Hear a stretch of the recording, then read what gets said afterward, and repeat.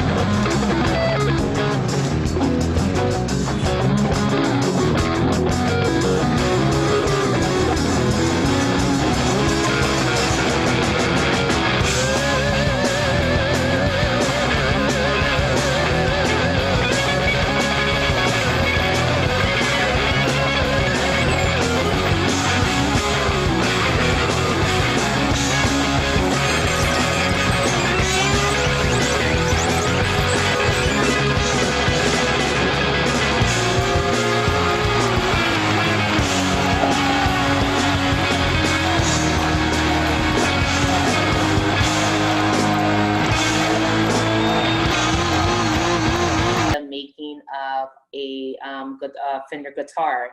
And so I had some experience seeing this entire process through. So chapter 2 is all about talking about guitars, and I thought that was a good way to introduce the topic with that video, because in so many ways it lays the foundation of this chapter. Now, what I want to first go into is just talking about the selling price of a guitar. Now, we know that, well, if you guys have ever looked into buying a guitar, or for those guitar makers or, players, a guitar typically is between, the selling price of a guitar is between, I guess you would say, $500 to $11,000. Yep, you heard me right, $11,000. So if you are not a guitar player, then you're like, hey, wow, that's such a huge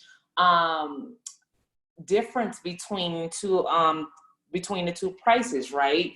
And so a lot of that, or what plays a factor in the selling price of a guitar that's maybe $500 compared to $11,000, is due to maybe the quality of the materials and a craftsmanship. So maybe some of the guitars that are a little more expensive, they're using like maybe 24 karat gold or gold plated frets and things of that nature, or what may have you. And then as far as craftsmanship, there's a lot of these specialty guitar makers called master builders, and they have been around for so long, and just what they command in pay, because they're really good at what they do, also can increase the price of a guitar. All right, so anyways, regardless of the selling price of the guitar, we need to make sure that the selling price always covers our manufacturing cost. Now, I hope you guys remember from manufacturing costs.